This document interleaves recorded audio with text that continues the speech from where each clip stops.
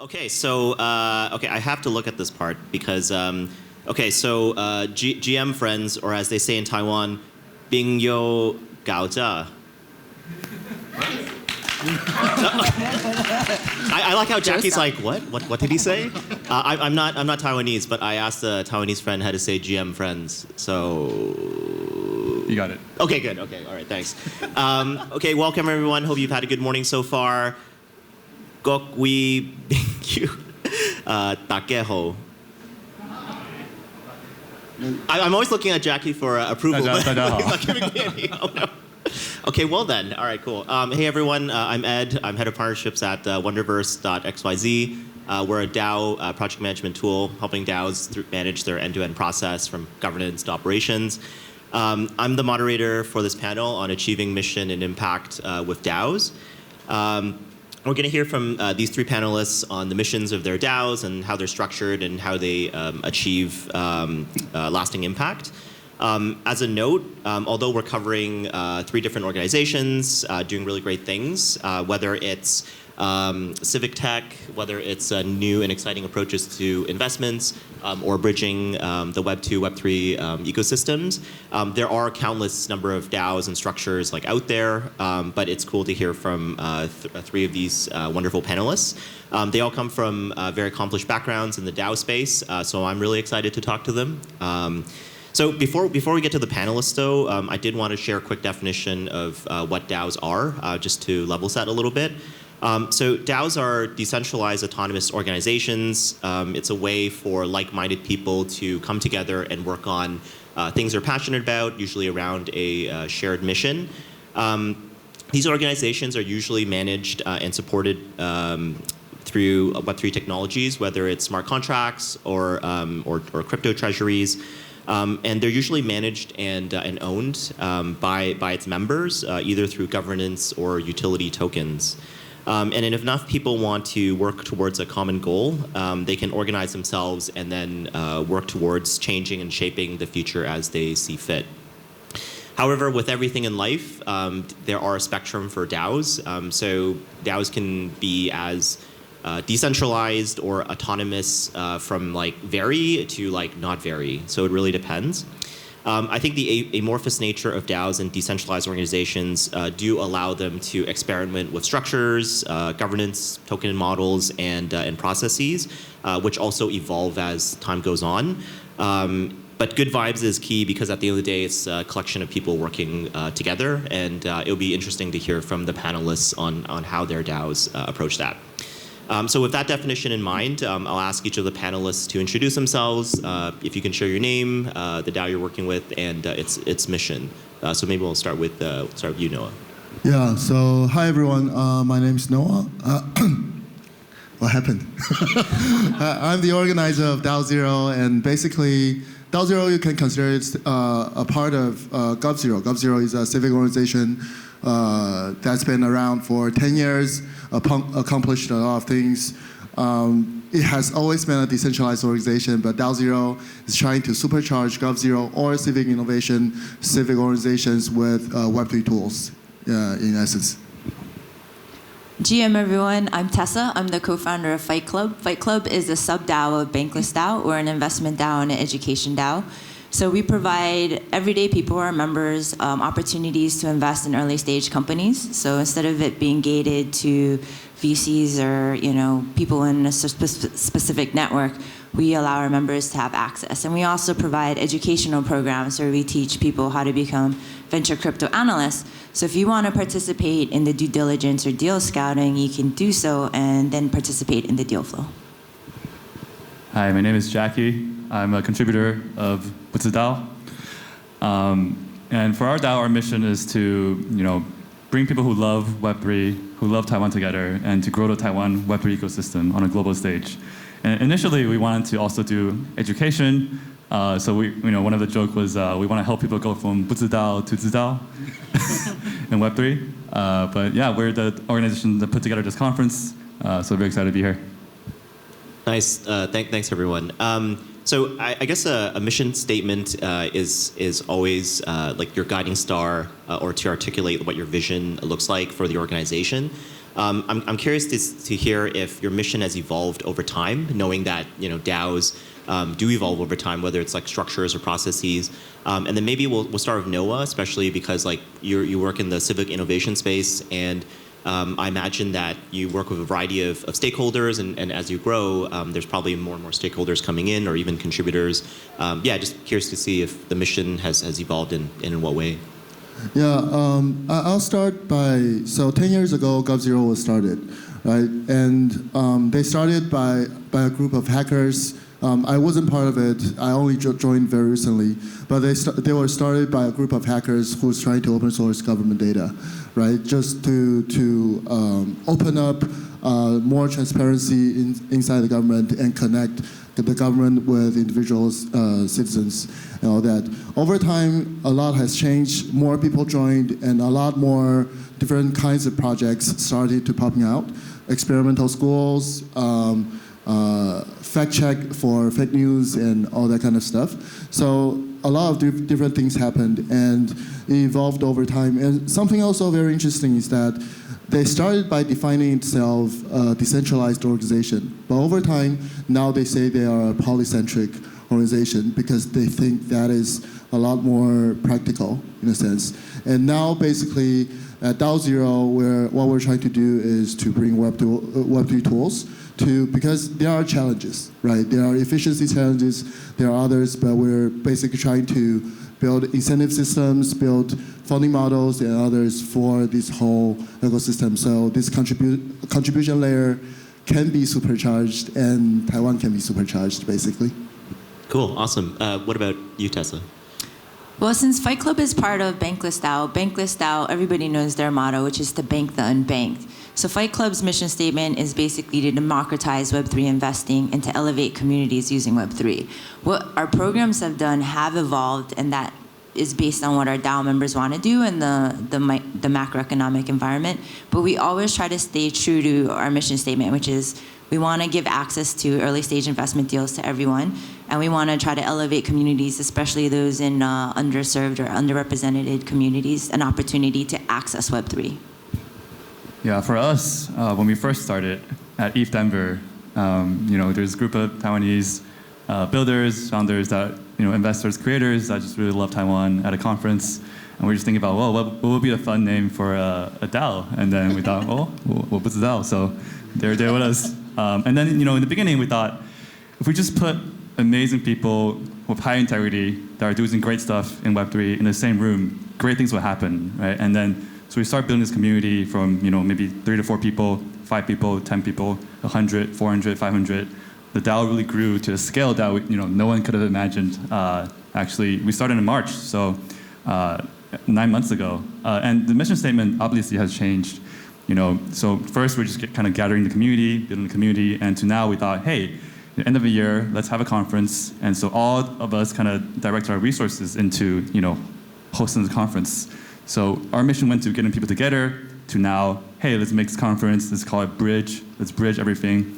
So I think, as DAOs evolve, as time kind of grows, as you scale, you have different mission, different objectives that you try to achieve. So as right now, our biggest objective is just to make the best conference we can. By the way, I really love the name because as I was walking here with my friend, he asked me who organized this conference, and I said Bu Zhi DAO, and he's like, "Oh, what do you mean? Like you're like one of the moderators?" I'm like, "No, it's Bu Zhi DAO," and he's like, "I'm confused," and yeah, so I love the name. I think it's really cool. Okay, so one of the major attractions of getting involved in DAOs is that you can easily enter or exit a DAO as you see fit, right? Like as your as your interests align, or maybe when they don't align, you can leave. I'm curious to hear about the intrinsic and extrinsic motivations for members. Like, what have you found effective in motivating folks to stay engaged? Tesa, maybe I'll start with you because, I know with Fight Club, there's elements of motivation for participating in investments and interesting opportunities, but there's also elements of creating more inclusivity in the Web3 space, like something you and I connected on before. Mm-hmm. Maybe we'll start with you. Yeah, that's a good point. So we do have two different ways to motivate people, and I think a lot of people actually join DAOs out of the motivation for their tokens, right? That's the primary way. So with Fight Club, the access to early stage deals was actually the originator of why we created Fight Club. We originally started as a singular venture DAO based out of Bankless DAO members, and it sort of evolved into this giant thing of, okay, now we have access, let's give it to everybody, and let's educate people on that. So that was all done through initiatives from our members.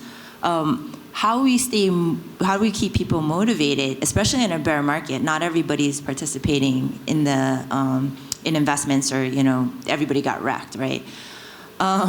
So we're actually refocusing on our education programs. We're trying to strengthen our members and strengthen our community base. So it's kind of seeing what do people want and what can we offer them as a DAO and as a community group. I think as long as you kind of listen to your members, you can kind of hone in onto, what is the community needing, and aligning what they need with a service that you can provide, brings everybody together. In terms of incentivization and how to motivate people, I think it's actually really interesting. We learned a lot throughout this couple months. In the beginning, before we launched, we spent months talking about tokenomics, right? We're going to launch a token, people are going to buy in to join the DAO, and how do we use this tokenomics system to motivate people to contribute, to spend their time on helping the DAO? So we had this whole system we debated for weeks on, we're going to give people tokens. These tokens represent their reputation, for amount of work they do, reputation, and they use it to vote on governance. And also it's a reward, right, for contributing. So people just, they put in their hours, how many hours they put in each season, and then we airdrop these tokens to them at the end of every season as a way to say, thank you for your contribution. Now you have more voting power because of your contribution, right? And the system we designed also, we mint a set amount of tokens every season.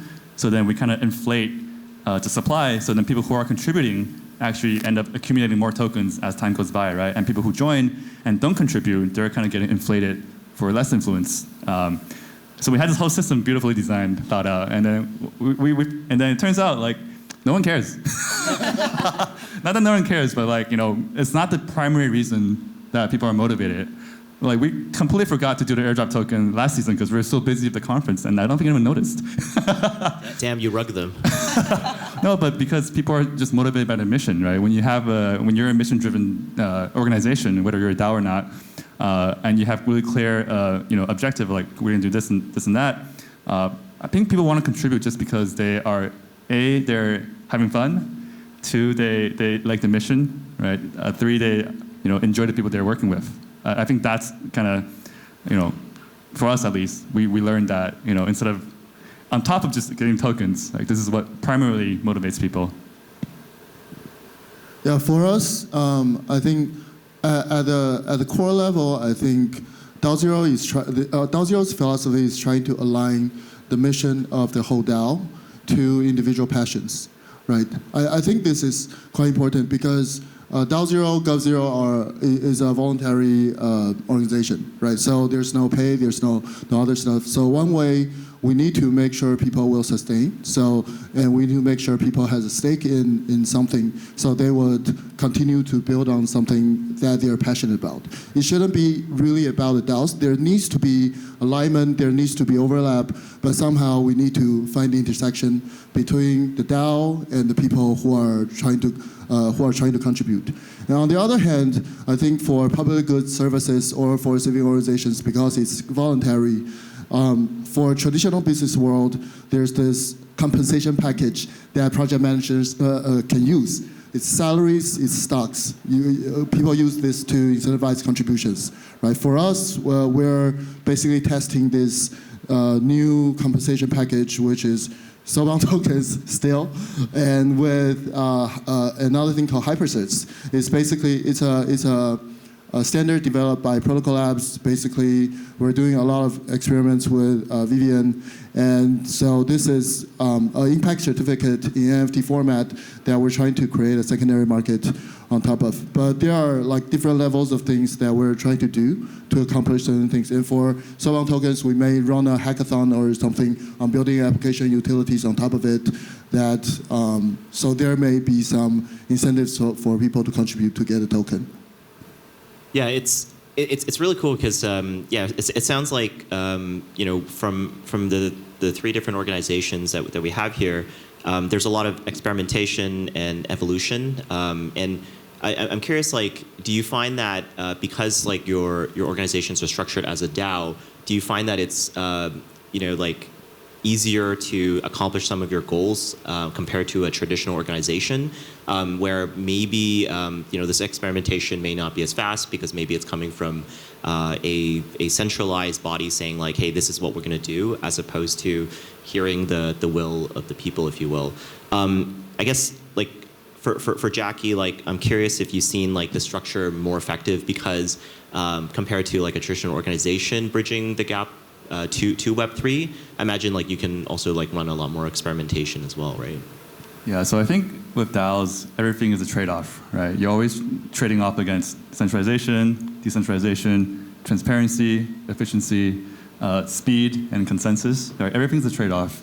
Like we have people do snapshot votes to kind of reach consensus. You have to connect your wallet, you have to use your tokens, and like to vote, right? But a lot of people just didn't vote because it's a lot of friction. So hey, instead of that, we use Telegram posts.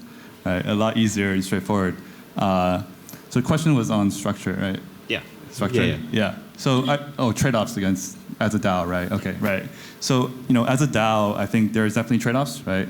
We're very decentralized. We try to be very decentralized, which means there's 70 of us. So if you're trying to do something together to accomplish the mission together, the number of people or network we can reach, right? For a conference, it takes a lot of you got to invite speakers, you got to invite sponsors. There's a lot of people you need to talk to, right? So with 70 people in a DAO and other contributors, it's a lot easier for us to reach a wide network of people. But at the same time, when you have 70 people, make decisions, right? You have to have efficient, productive way to make decisions. And so for our structure, we have pods, right? So we have it's a file organization, but we have pods.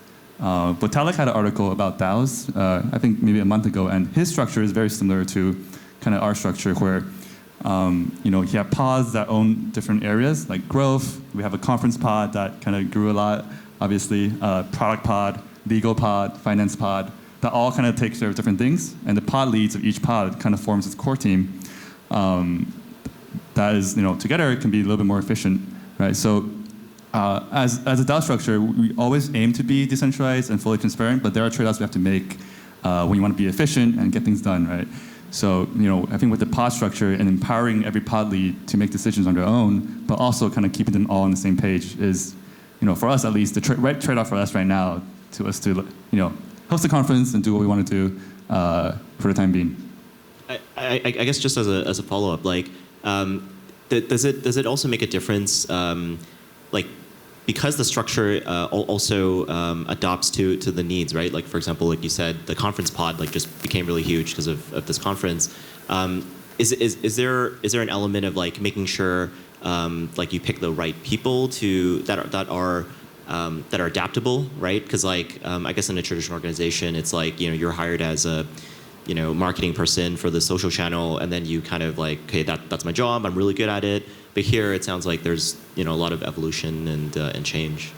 Yeah, you definitely have to pick, find the right people. But as a DAO structure, it's all of us are volunteers, kind of coming out using our own time on the weekends and after work to do what we do. So it's kind of trickier to hold people accountable. You want to hold people accountable, but all at the same time, everyone's volunteering their own time, right? So, in a DAO structure, I think it makes it a lot simpler because with all the different pods, one person can be in multiple pods at the same time, right? So, in a traditional company, maybe you're in a legal side. There's no way you cross over to like marketing or product, right? But in a DAO, like our legal pod lead, Jolie, she's amazing. She does everything, right? She does legal stuff, but she always has input in everything else. So everyone kind of just chips in different ways. So even if someone gets busy with something that comes up with work, maybe the pod lead gets a little busier, someone else can just fill in right away. So with the DAO structure, it becomes a lot more fluid. Cool. Tesa, you want to go next? I think that's probably right, where you start off with these like working groups or these pods, but people just kind of float, excuse me, in between the groups, and how they commit their time is one of the biggest struggles, because this is almost volunteer. Even if you're getting paid in tokens, whatever, it probably pales in comparison to like an actual salary, unless you're like MakerDAO or something like that. So, you know, everybody has real world lives, they have real world bills to pay, something can happen to their families. So there's going to be times where people drop in and drop out. And to keep that motivation going and to keep that pod together, that, you know, that's a real struggle, I think. Yeah, for us, I think, so to answer the question, it's not easier, right? Okay. It's probably a little harder. But I think the upside of DAOs is that it is where passionate people can accomplish the most, I think. Because in the traditional business structure, basically you have a specific function and you do specific things, right? So it probably align with some of your personal goals, align with your financial goals, but maybe not completely with your personal goals. So finding that intersection is really what we're trying to do. I always use this metaphor that corporations are like buildings. So you need this screw here, you need that there. If it's not in the right place, the whole thing collapses, it falls apart, right? But for DAOs, decentralized organizations, it's not like building a building, it's more like a forest, growing an ecosystem. So every tree can grow wherever it wants to, can grow into the kind of tree it wants to. But we still need to think about resource allocation and that sort of things. But it is where people can grow into the kind of people they want. I do think so. So I want to ask about like some of the biggest challenges that you faced in your DAOs, and maybe like how you've overcome them, because I think maybe part of the evolution of structure and processes is because like you face these challenges, but I would imagine that as a DAO, like and because you know we've heard from the panelists through like their different examples, is that typically folks are part of like 2-3 DAOs. I think Jacky's part of like 1 million. But and I think like that's one really cool thing about DAOs and Web3 is that we're so poly. That it's easy to bring learnings from like one organization to another, and the learning time is exponential. Whereas in a traditional organization, you might learn something really cool about I don't know, social media for this one job, but you don't really bring it to another organization until you actually leave your job and go to the next one, right? Whereas this is like almost instantaneous. Like 5 different organizations will learn something. So yeah, maybe we'll start with Sure. So I think the biggest challenge will be inefficiency, right? And because it's not on people's priority list, it's not here and there. But I think inefficiency partly comes from compromises, right? Compromises on decision making, and compromises.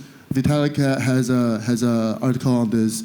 Compromises are not always the best way to make decisions, right? And we're either making compromises or we are in stuck in the process of compromising somehow.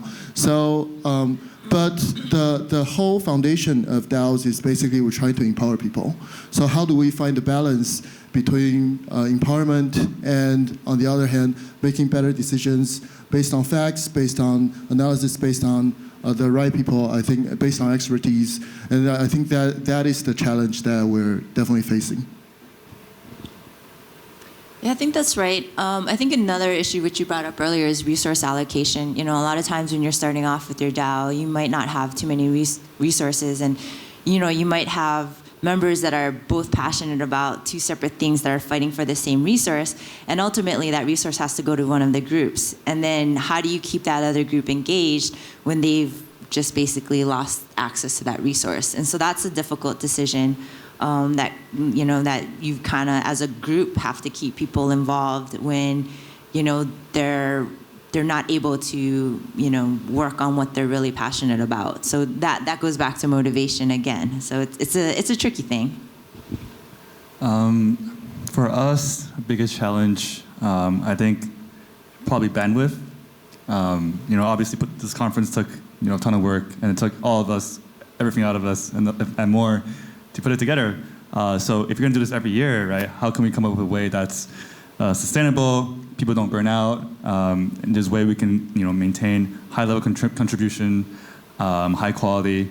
So we're really happy with how this year, how things came together. But over time, long term, how do we keep this going? How do we sustain this kind of momentum, this type of energy, and this type of contributorship? A lot of DAOs, I think I've seen some stats where if you get 5%, 10% contribution rate, that's already pretty good. We have 80% contribution rate, which it's mind blowing to me. That's crazy.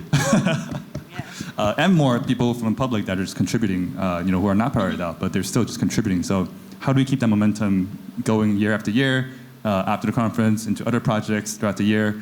I think that's the next thing we want to kind of think about. Not say a challenge, but it's something top of mind. Yeah. Cool.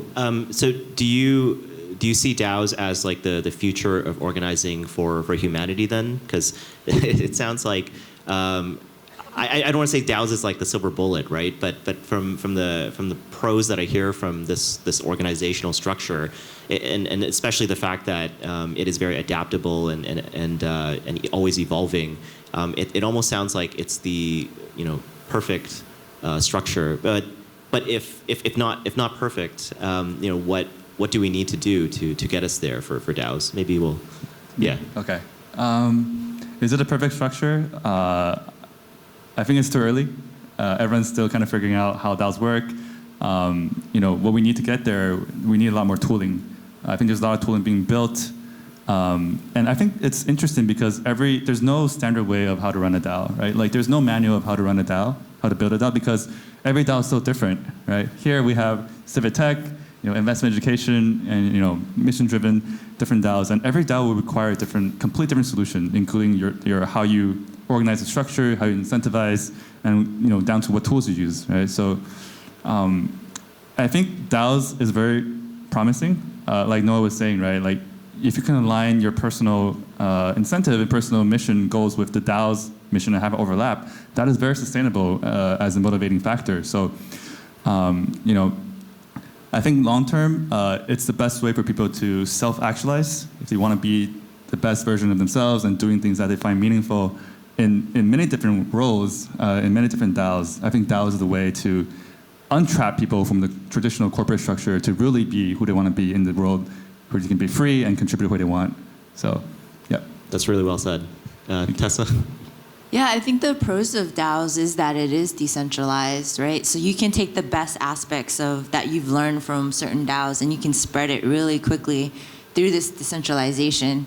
In the project that we partnered with you, with Wonderverse with, we're educating people we're taking Web 2 developers in Brazil and we're giving them mentors in Web 3. And this is the type of program that we can replicate in other emerging market countries. So that's, it's really easy to take something really good and just copy and paste it as long as you have the motivated people that are willing to lead in that section.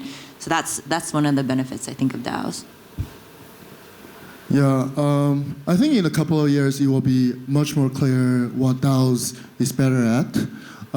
For now, I think it's still pretty unclear. And for example, corporations are better at getting things done. Unions are better at other things. DAOs will be this new format that gets different individuals together.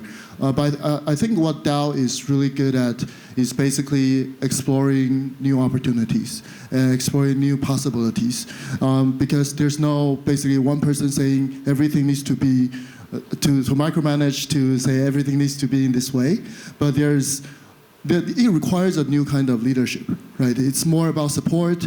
It's more about empowering people to become a big tree, whatever, right? But the possibilities can be endless if this grows into an ecosystem, I think.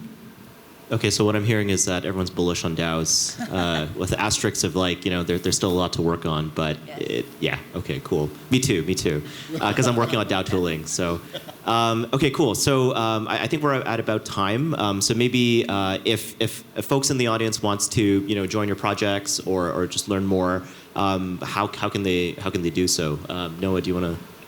Yeah, we usually work on Slack, but you can find DAO0 is DA0 on Twitter. So message us, We'll send you a Slack link to participate. Yeah, that's how you join DAO Zero. Fight Club is fightclub.vc for our website, and it has all our Twitters there, but it's fight_club_VC on Twitter. And I'm DeFi Noob with 2 zeros on Twitter. For Bu Zhi DAO, you can go to our website, buzhidao.tw. But I think actually, since everyone's here, the easiest way is to find people with the red badge who are part of Bu Zhi DAO. Come talk to us, ask questions. We're really open, welcoming, and friendly. So yeah, thank you. Awesome. Well, thank you to all the panelists for sharing your experiences and your opinions. I really appreciate it, and I'm very grateful to share a stage with you under our names. Oh yeah, we lined up perfectly. Okay, good. All right. Okay. Thanks everyone for attending. Hope you learned something new today. Thank you. Thank you.